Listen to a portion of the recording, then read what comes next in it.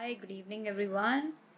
So last session में हमने पढ़ा था मेथड्स ऑफ डेटा कलेक्शन, जिसमें हमने क्वांटिटेटिव मेथड्स के बारे में बात करी थी।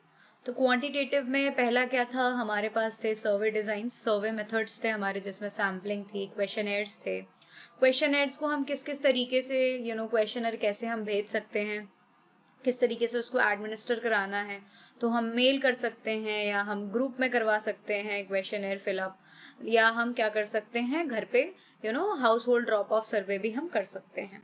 ठीक है, फिर हमने देखे थे क्या क्या डिफिकल्टीज हम फेस करते हैं जब हम सिलेक्ट करते हैं डेटा थ्रू दी डिजाइन।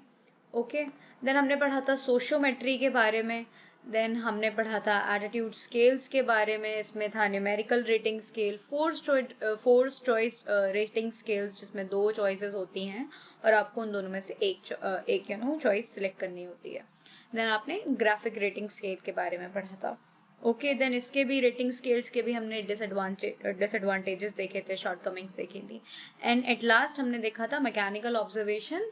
जब इसमें क्या होता है, इसमें ऑब्जर्व किया जाता है किसी भी चीज को या आपके पार्टिसिपेंट को जो भी अंडर, तो हम उसको क्या करते हैं, किसी मशीन के थ्रू हम उनको ऑब्जर्व करते हैं। ओके, सो ये सारे टेक्निक्स से हम क्या करते हैं, क्वांटिटेटिव डेटा कलेक्शन करते हैं। फाइन, आज जो हम बात करेंगे वो है qualitative methods of data collection. तो the very famous and just सबसे पहला जो मेथड है क्वालिटेटिव मेथड्स में, वो है आपका प्रोजेक्टिव टेक्निक्स। हमने आई गेस फर्स्ट ईयर में 103 में हमने प्रोजेक्टिव और नॉन प्रोजेक्टिव टेस्ट के बारे में पढ़ा है हमने। ओके, क्या होता है, आपकी जो इनर मोटिवेशंस रहते हैं, इनर मोटिव्स, इनर बिलीव्स, आपके जो अर्जेस हैं, ये टेस्ट जो है वो बाहर निकाल के लेके आते हैं। ठीक है, क्यों करते हैं ऐसा, ताकि आपकी पर्सनालिटी को हम ओके, जैसे कि सिगमंड फ्रॉइड ने बात करी थी सबकॉन्शियस माइंड, अनकॉन्शियस माइंड के बारे में। कॉन्शियस को, सबकॉन्शियस को बाहर निकालने के लिए इस तरीके के टेस्ट हम यूज करते हैं। Okay, let me increase the size of the screen, या मच बेटर नाउ। सो सबसे पहला जो है वो है वर्ड एसोसिएशन टेस्ट। ठीक है, हमने ये फर्स्ट ईयर में भी देखा है इसके बारे में। तो वर्ड एसोसिएशन टेस्ट क्या होता है कि आपको एक लिस्ट दे दी जाती है कुछ वर्ड्स की, ठीक है, और उसके हिसाब से आप कराने पड़ते हैं दूसरे words. The participant is giving a list of words, ठीक है, एंड देन ही और she has to respond another word for each of the following word. जैसे कि अगर मैंने बोला फैन, तो उसके बाद आपको बोलना है कि आप फैन के बाद आप क्या बोलोगे। तो फैन फॉलोइंग बोल, सीलिंग बोल दिया किसी ने। ओके, तो इससे हम एनालाइज करते हैं एट द एंड, और उसका एनालाइजिंग का टेक्निक बहुत डिफरेंट रहता है, बहुत ज्यादा इंटेंस इसके लिए प्रैक्टिस चाहिए होती है, इंटेंस ट्रेनिंग चाहिए होती है प्रोजेक्टिव टेक्निक्स के रिजल्ट।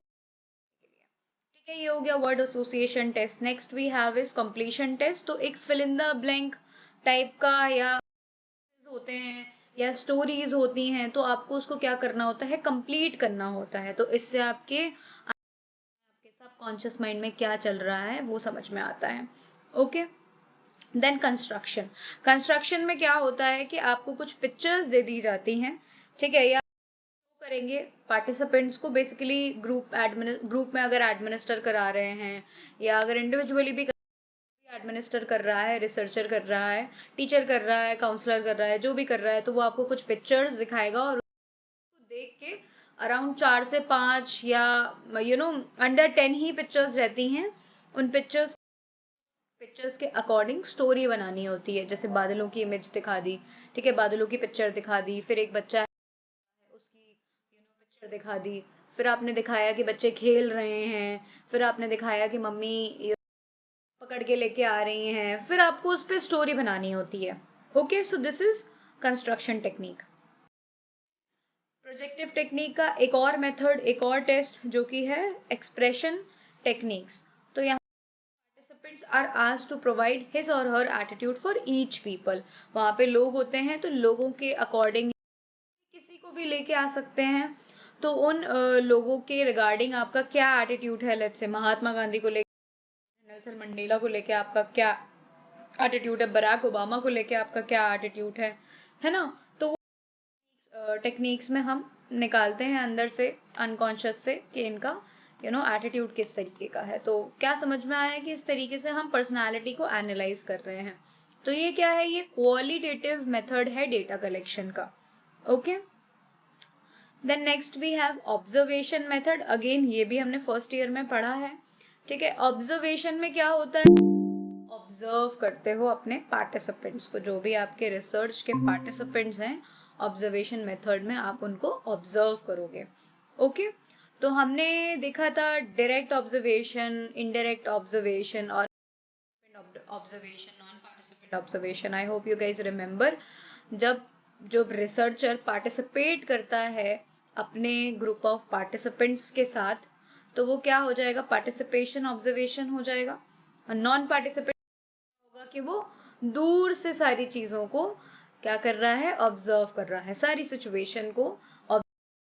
तो this method varies according to the degree to which the observer actively participate in the scene. At one extreme, the observer is non-participant. He or she neither participates nor intervenes in any way. Okay, a researcher or observer who is interested in studying children's social behavior. किसी researcher को बच्चों का social behaviour पता करना है, तो अगर वो नॉन पार्टिसिपेंट रिसर्च कर रहा है, ठीक है ना, तो क्या करेगा, करेगा प्लेग्राउंड के बाहर या स्कूल के बाहर या उनके ट्यूशन क्लास के बाहर या उनके घर के घर से क्या कर रहा है, उन सोशल बिहेवियर की बात हो रही है, तो ऑफ कोर्स सोशल सेटिंग में जब बच्चे होंगे तो ये दूर से ऑब्जर्व करना नॉन पार्टिसिपेंट हो जाएगा, ठीक है। या अगर आप किसी कल्चर को स्टडी कर रहे हैं, ऑर्गेनाइजेशन के कल्चर को स्टडी कर रहे हैं, ठीक है, तो आप क्या करोगे, डायरेक्ट ऑब्जर्वेशन करोगे, पार्टिसिपेट, वहां पे आप जाओगे, मिलोगे, उनके कल्चर के जैसे आप बिहेव करोगे, जो भी उनके कल्चरल या ट्रेडिशंस हैं, आप उनको खुद भी फॉलो करोगे, तो वो पार्टिसिपेंट ऑब्जर्वेशन के अंदर आ जाएगा। Okay, this is observation method. Cool. Next we have case study. तो केस स्टडी क्या है, केस स्टडी में क्या होता है, आप क्या करते हो, बहुत सारे तरीके से सिस्टमैटिकली साइंटिफिक वे में आप क्या करते हो इवेंट्स को, फिर आप डेटा कलेक्ट करते हो, उस इंफॉर्मेशन को एनालाइज करते हो, फिर आप रिपोर्ट। आपने देखा होगा जब अगर आपने क्राइम पेट्रोल देखा है, इस तरीके के जो भी टीवी पे सीरियल्स आते हैं, वहां पे आपने देखा होगा पुलिस वाले या सीआईडी क्या करती है, केस स्टडी करती है, वो हर तरफ से डेटा कलेक्ट करती है और एक रिपोर्ट प्रिपेयर करती है। तो उसी तरीके का केस स्टडी साइकोलॉजी में भी हम यूज करते हैं। Okay, as a result the researcher made understanding of why the instance happened as it did and what might become important to look at more extensive research। क्या हुआ उस scenario में, उस इवेंट में क्या हुआ, उस इंस्टेंस में क्या हुआ, किस तरीके से हुआ, वो सारी चीजें रिसर्चर उसका पूरा डेटा कलेक्ट करेगा, ठीक है ना। सो यहाँ पे हम केस स्टडीज क्यों भी करते हैं, ताकि हम क्या करें, हम हाइपोथेसिस, ठीक है, हम हाइपोथेसिस जनरेट भी कर सकते हैं यहाँ से, और हम हाइपोथेसिस टेस्ट भी करते हैं। लेट्स से कि अगर आप रिसर्च कर रहे हो, अभी आपका हाइपोथेसिस बना नहीं है, तो आप जब केस स्टडीज करोगे, चारों तरफ से इंफॉर्मेशन लोगे, फिर आप कर सकते हो, है ना, दो वेरिएबल्स लेके। ओके, और अगर केस स्टडी को हम इस तरीके से भी यूज कर सकते हैं, टेस्ट कर लें, ठीक है, जो हमारा हाइपोथेसिस हमने फॉर्मुलेट किया है, हम उसको टेस्ट करें।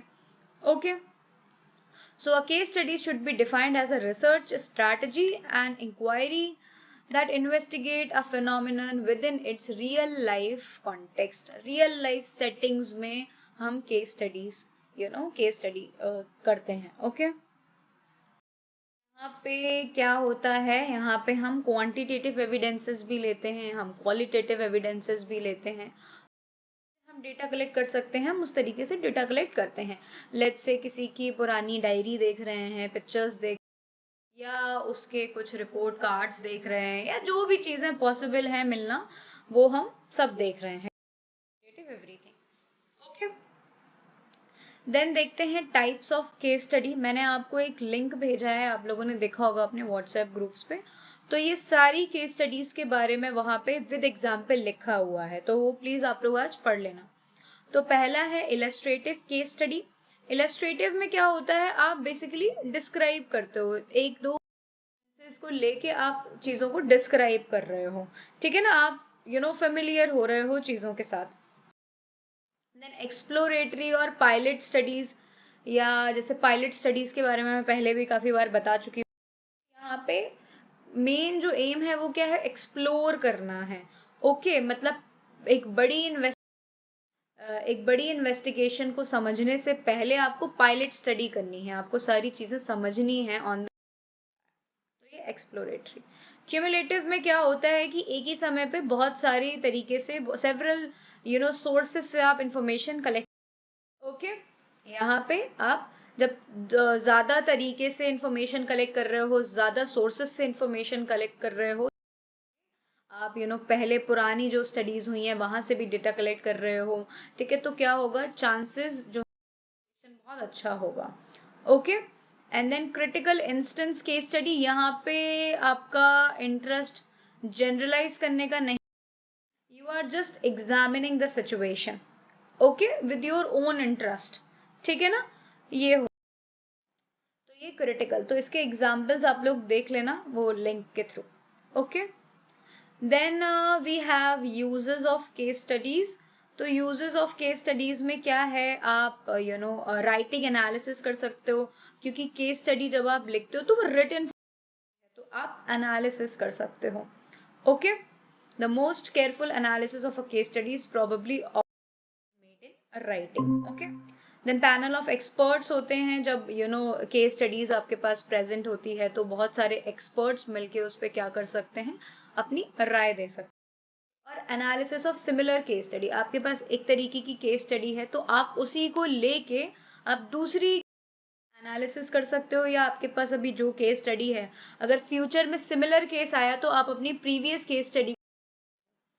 ओके, देन क्रॉस एग्जामिनेशन, तो इसमें क्या होता है कि क्रॉस एग्जामिनेशंस भी हो जाते हैं चीजों की, जब आप मल्टीपल कलेक्ट करते हो तो क्रॉस एग्जामिनेशंस भी पॉसिबल हैं। Okay, that was case study. तो पहला हमने क्या देखा, पहला हमने देखा प्रोजेक्टिव टेक्निक्स, अनकॉन्शियस के बारे में जो रहता है। ओके, देन हमने ऑब्जर्वेशन देखा, direct indirect observation and participant non participant observation. Then case studies, तो केस स्टडीज में हमने 4 तरीके की केस स्टडीज देखी, illustrative, exploratory, cumulative and critical instance. Okay, then इसके यूजेस। एग्जाम में क्वेश्चन आपको लास्ट सेशन में भी मैंने बताया था किस तरीके का आएगा, कि आपसे पूछा जाएगा डिफाइन एनी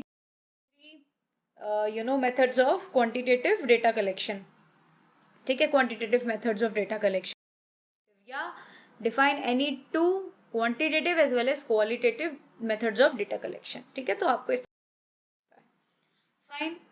तो आपको 3-4 मेथड्स दोनों ही मेथड्स से, क्वांटिटेटिव क्वालिटेटिव से आपको अच्छे से समझने हैं। Next we have ethnography. Ethnography is related to culture. Culture का, okay?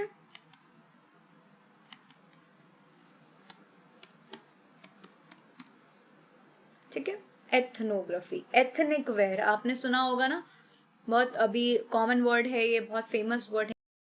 I am wearing ethnic today, तो एथनिक इज कल्चर, कल्चरल, हमने अपने कल्चर के कपड़े पहने हैं, वी वेयर। ओके, तो एथनोग्राफी भी क्या है, एथनोग्राफी भी कल्चर की स्टडी है।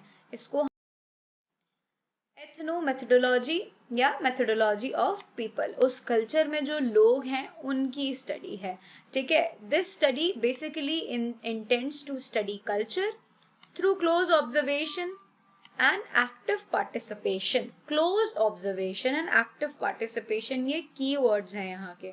क्यों?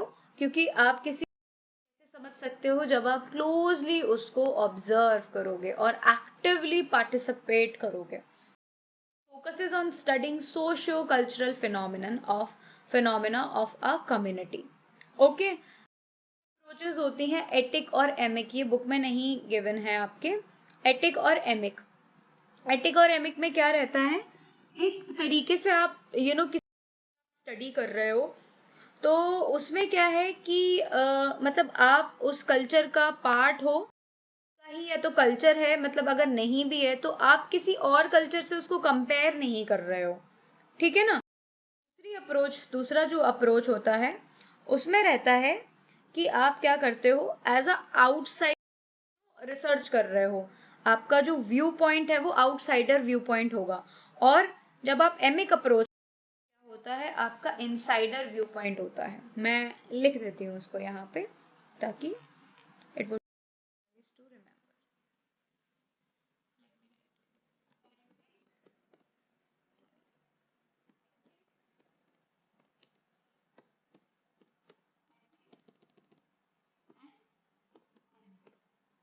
ठीक है ना। तो एटिक में क्या है, एटिक इज योर, अच्छा दिस विल नॉट,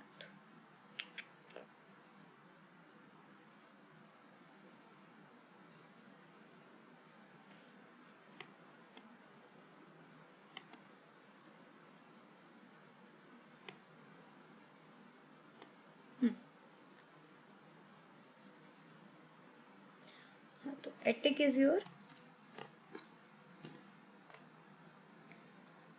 नोमोथेटिक बोलते हैं इसको, नोमोथेटिक वर्ड मैं भी यूज नहीं करूंगी बिकॉज आप लोगों ने अभी इतना पढ़ा नहीं है research. Outsiders view point,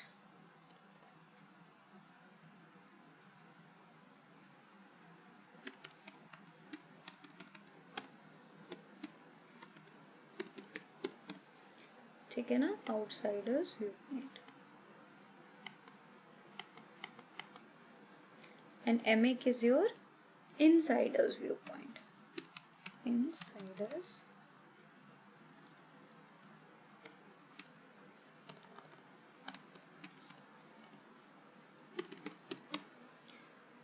clear, ठीक है, ये चीजें हैं।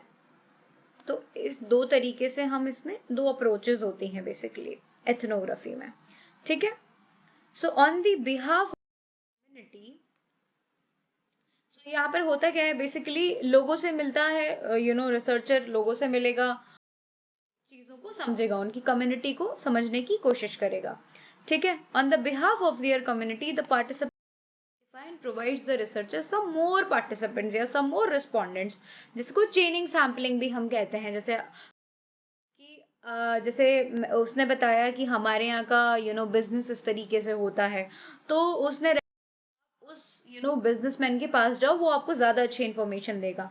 फिर बिजनेसमैन ने बताया हमारे यहाँ का फूड इस तरीके, वो किसी और का इंफॉर्मेशन देगा कि आप इसके पास जाओ, इस चीज की नॉलेज, आपको फूड की नॉलेज ये, समझ रहे हो आप लोग। तो इस तरीके से चेनिंग प्रोसेस के थ्रू सैंपल भी मिलता जाता है, ओके।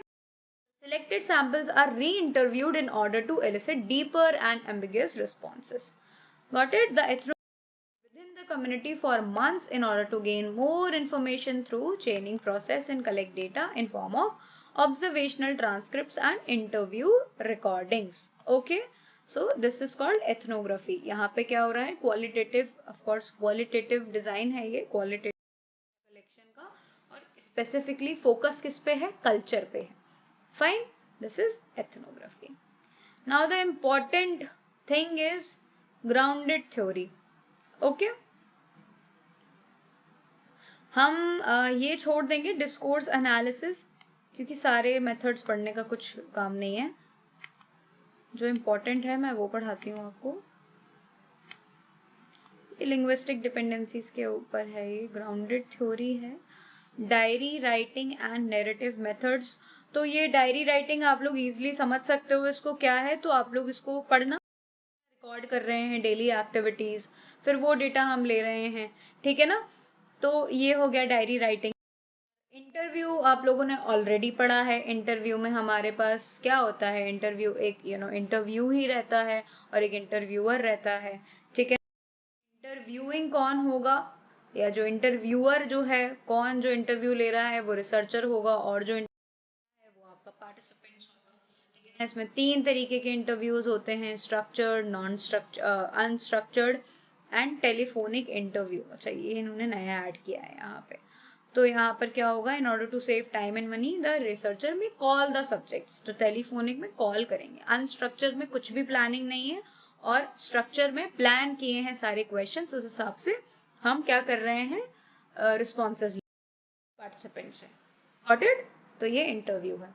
अब बात करते हैं ग्राउंडेड थ्योरी की। ग्राउंडेड थ्योरी को पढ़ाने से पहले मैं आपको फोटो भेज रही हूँ ग्रुप पे, तो आप लोग वो इजी हो जाएगा समझना आपके लिए। मैं बेसिकली अपने नोट्स शेयर कर रही हूँ आप लोगों से।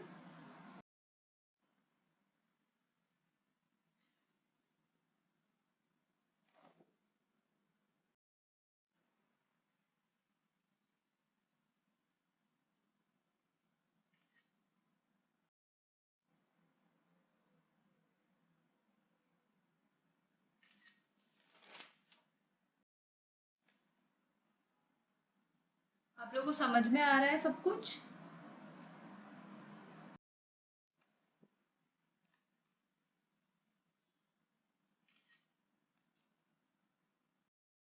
Yes guys, please speak.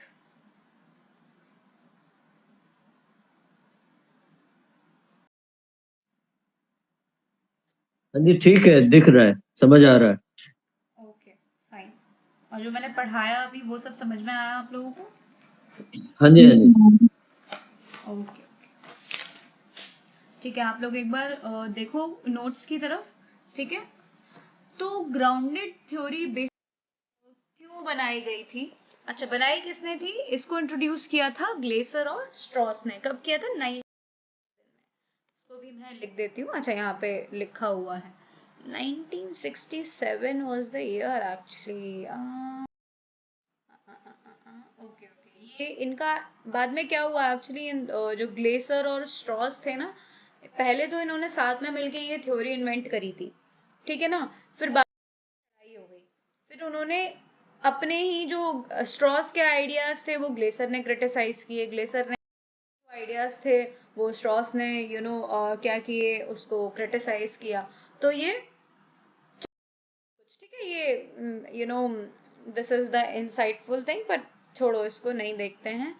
मैं मेंशन करती हूँ ये थ्योरी ग्लेसर, अच्छा नाम दोनों का नहीं दिया है, so let me write it here as what it was introduced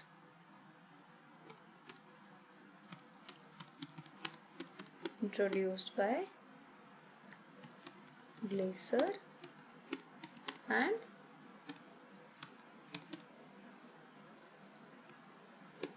Strauss।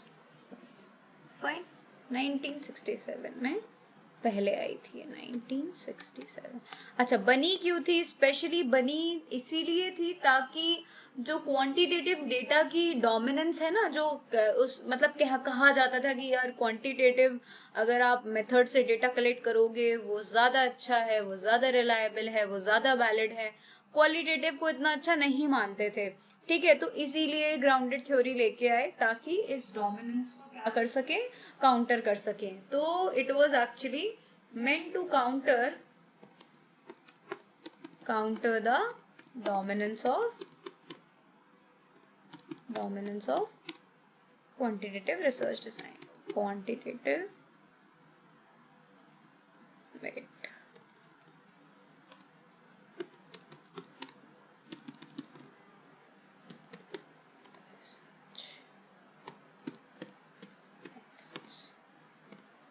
Okay, so ये तो इन लोगों ने क्या किया, इन लोगों ने बोला कि हम ऐसी थ्योरी बनाएंगे जो हम ऐसी होगी, मतलब हर तरीके से इसमें डेटा कलेक्ट होगा, इसमें सब कुछ होगा बेसिकली, ठीक है ना?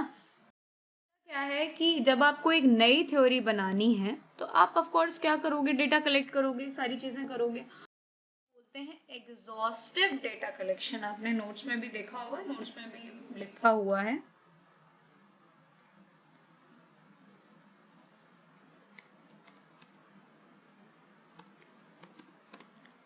डेटा कलेक्शन मतलब एंड तक डेटा कलेक्ट होता रहता है, ओके? और थ्योरी जो है वो रूटेड ही रहती है डेटा में, ओके? तो अब समझते हैं इसको कैसे हो क्या रहा है। जैसे आप प्लीज नोट्स को देखो आप लोग। अब अगर हमें मान के चलो बनानी है स्ट्रेस को लेके, ठीक है ना? स्ट्रेस के ऊपर हमें थ्योरी बनानी है, तो अब हम क्या करेंगे कि पार्टिसिपेंट्स लेंगे, हम पार्टिसिपेंट्स को कुछ क्वेश्चनएयर देंगे, उनसे बातचीत करेंगे, उनको ऑब्जर्व करेंगे, व्यू लेंगे, ठीक है ना। और जो पहले जो जितनी भी थ्योरी बन रखी हैं हम उस पे भी हम उसको लिटरेचर रिव्यू भी करेंगे। वी विल डू एवरीथिंग, ठीक है, हम सब कुछ करेंगे। वी विल डू एग्जीक्यूशन, ठीक है ना। बात भी कर रहे हैं, ऑब्जर्व भी कर रहे हैं, मीनवाइल इंटरव्यूज भी ले रहे हैं हम, फिर पुराना जो डेटा है उसको भी पढ़ रहे हैं, ठीक है ना। सारी चीजों से डेटा कलेक्ट कर रहे हैं, ठीक है। अब हमने जब चारों या प्राइमरी डेटा, जब आप पार्टिसिपेंट से खुद मिल रहे हो, खुद बात कर रहे हो, पार्टिसिपेंट्स खुद आपको data.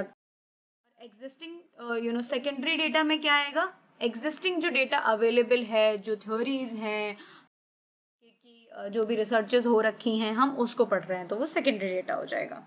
Fine, so okay. Next what, next हम करेंगे मेमोइंग। मेमोइंग इज द फर्स्ट स्टेप। मतलब क्या है कि आप शॉर्ट नोट्स बना रहे हो डेटा के, ठीक है। आप जैसे जैसे डेटा कलेक्ट कर रहे हो, आप क्या कर रहे हो, नोट्स बनाते जा रहे हो, तो वो मेमोइंग हो गया, ठीक है ना। देन आफ्टर दैट आप क्या करोगे, कोडिंग करोगे। आप क्या करोगे, कोडिंग करोगे। कोडिंग में क्या आता है, 3 तरीके की कोडिंग होती है ग्राउंडेड थ्योरी में। कोडिंग में first we have open coding, then after that axial coding, and then after we have, I guess, selective coding. Fine. तो ये कुछ वो आईटी सेक्टर वाली कोडिंग नहीं है, प्रोग्रामिंग वाली कोडिंग नहीं है ये, तो ये डेटा की कोडिंग है। मेमोइंग आपने करी बनाए, आप क्या कर रहे हो, अब आप सबसे पहले कोडिंग की बात करते हैं। अब आप कोडिंग करोगे, ओपन कोडिंग।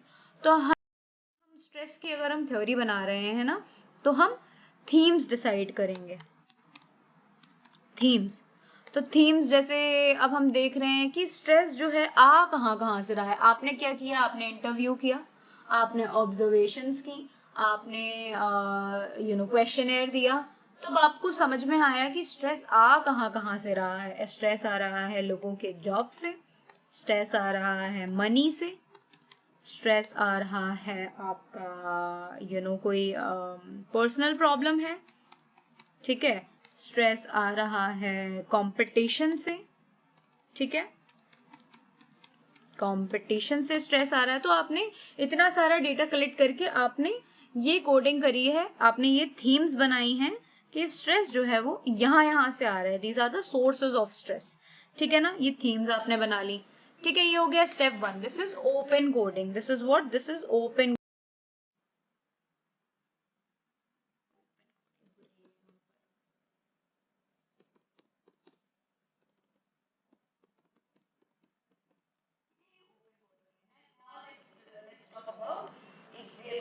एक्सियल कोडिंग में हम क्या कर रहे हैं, एक्सियल कोडिंग, ठीक है। अब यहाँ पे हम क्या करेंगे, हम यहाँ पे अब आपने देखा कि स्ट्रेस जो है बहुत तरीकों से आ रहा है। थीम्स आपने बनाई, जॉब से आ रहा है, पैसे से आ रहा है, पर्सनल, प्रोफेशनल, कंपटीशन है, लोगों की लाइफ स्ट्रेस है, लाइफ में चेंजेस आ रहे हैं, एग्जाम का स्ट्रेस है, घर पे लड़ाई हो गई, कॉन्फ्लिक्ट्स है। आपने बहुत सारे थीम्स बना लिए है ना। मैं सब कुछ नहीं लिख सकती यहाँ पे, बट आप लोग समझो, नोट्स में लिखा हुआ होगा, ठीक है। तो एक्सियल कोडिंग में अब हम कर रहे हैं कि अब हमने देखा कि सोर्सेस तो हैं, बट हम सबके बारे में ऐसे करेंगे कि एक इनको क्या करेंगे, कैटेगरीज में डिवाइड करेंगे, ठीक है ना। तो यहाँ पे हम क्या करेंगे, we will combine multiple things under one access, ठीक है ना।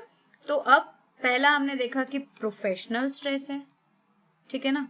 पहला हमने क्या देखा, प्रोफेशनल स्ट्रेस है, ठीक है। उसके बाद हमने देखा पर्सनल स्ट्रेस है, ठीक है, मतलब घर पे कोई प्रॉब्लम है, आपस में प्रॉब्लम है। फिर हमने देखा कि एकेडमिक स्ट्रेस है, ठीक है, एकेडमिक स्ट्रेस, ठीक है। तो ये आपने क्या बना ली है, ये आपने इस तरीके से एक्सियल कोडिंग कर दी। अब आपने थोड़े इसको और अच्छी से, अब प्रोफेशनल जॉब आ रही है, ठीक है ना। प्रोफेशनल स्ट्रेस में आपकी, अब इसमें जॉब वाला सारा स्ट्रेस आ गया, इसमें कंपटीशन वाला सारा स्ट्रेस आ गया, इसमें आपका पैसे वाला स्ट्रेस भी आ गया, ठीक है ना, और इसमें पर्सनल में कॉन्फ्लिक्ट्स आ गए, ठीक है, कॉन्फ्लिक्ट्स आ गए, या आपका आप जो भी हो, मतलब घर में जो भी प्रॉब्लम्स हो रही हैं, ठीक है, वो आ गया। और पीयर कंपटीशन भी पर्सनल में अगर हम चाहें तो लिख सकते हैं, राइट, पीयर कंपटीशन लिख लेते हैं, पीयर, बस इतना ही लिख देती हूँ। एकेडमिक में पीयर आएगा वैसे तो, ठीक है ना, सॉरी यहाँ पे चेंज इन लाइफस्टाइल ले लेते हैं, लाइफस्टाइल चेंजेस, लाइफस्टाइल में प्रॉब्लम आ रही है, या हेल्थ, हेल्थ हमारी सही नहीं है, उस हिसाब से स्ट्रेस आ रहा है। एंड देन एकेडमिक में हम ले लेंगे पीयर कंपटीशन, एंड आपका ले लेते हैं एग्जाम स्ट्रेस, ठीक है ना। तो ये इस तरीके से ये एक्सियल कोडिंग हो गई, फाइन।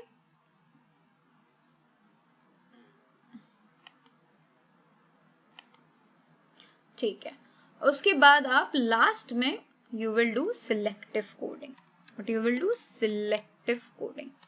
अब आपने क्या किया कि इतनी सारे थीम्स बना लिए, उसको एक फिर आपने अंडर वन एक्सेस एक रख दिया, एक रख दिया, एक रख दिया। अब आप उसमें से भी कम करोगे, क्योंकि आप थ्योरी बनाओगे, उससे ज्यादा क्या बनाओगे, है ना, ज्यादा मैक्सिमम 3-4 पेज की बना दोगे, है ना। तो अब हमें कम करना है, तो इसमें से भी हम और कंबाइन कर लेंगे, इसको इसमें डाल दिया, उसको उसमें डाल दिया, उसमें कम कम जो इम्पोर्टेंट कॉमन है हम उसको एक इसमें डाल देंगे, जैसे कि जॉब, कंपटीशन, मनी, सब अंडर एक ही उसमें डाल दिए, है ना।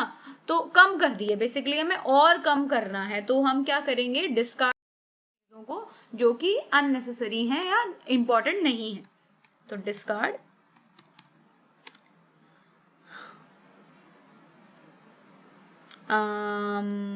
we will discard those themes which are not important, ठीक है।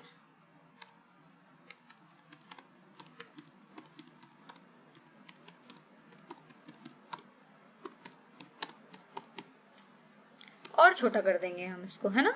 तो ये आपकी पूरी कहानी है, ये आपका पूरा क्या है, ये आपकी पूरी है कोडिंग, जस्ट और आपका ग्राउंडेड थ्योरी, ग्राउंड लेवल पे थ्योरी हो रही है, मतलब ground level in the sense बिल्कुल जमीन में घुस के सब कुछ पूरा डेटा कलेक्ट कर रहे हैं, फिर उसमें एंड तक आप लोग देख रहे हो डेटा कलेक्ट होता जा रहा है, कलेक्ट होता जा रहा है, आप उसको एनालाइज करते जा रहे हो, ठीक है ना। This is what it happens, okay, this is what happens here. So ये आपका हो गया पूरा ग्राउंडेड थ्योरी। अब आपको बुक से पढ़ना है, आप बुक से भी पढ़ सकते हो, बट जो मैंने आपको बोला अगर आप वैसे भी लिखोगे तो वो भी चलेगा, फाइन। तो यहाँ पे सारे मेथड्स के बारे में हमने डिस्कस कर लिया और हमारा 8th यूनिट कंप्लीट हो गया।